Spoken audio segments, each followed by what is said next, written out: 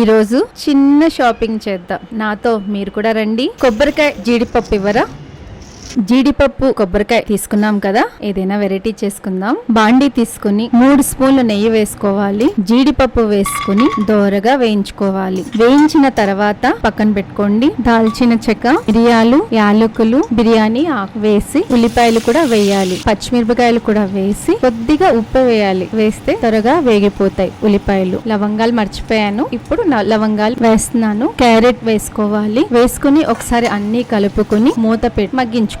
అల్లం చిన్నులపై వేసి ఒకసారి కలుపుకోవాలి. కలుపుకున్న తర్వాత ఇప్పుడు రైస్ వేసుకుని ఒకసారి వేయించుకోవాలి. వేయించిన తర్వాత 4 కప్పులు కొబ్బరి పాలు, 2 కప్పులు వాటర్ పోసుకొని ఒకసారి కలుపుకుని సాల్ట్ వేసుకుని మూత పెట్టాలి. ఫోర్క్ తీసుకుని ఒకసారి ఉడికిందో లేదో, తడి ఉంటే ఉడకనట్టు, తడి లేకపోతే ఉడికినట్టు. ఇప్పుడు కొత్తిమీర జల్లి జీడిపప్పు వేసుకొని తింటే చాలా బాగుంటది. వెజిటేరియన్ వాళ్ళకి జీడిపప్పు పెరుగు పచ్చడితో, నాన్ వెజ్ తిన్న వాళ్ళకి చికెన్ తో. ఒకసారి మీరు కూడా ట్రై చేస్తారని అనుకుంటున్నాను.